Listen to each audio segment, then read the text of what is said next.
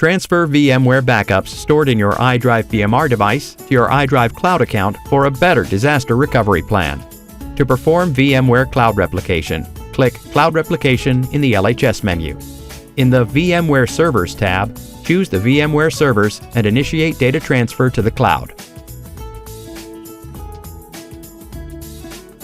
You can also schedule a backup from the Schedule Cloud Replication section.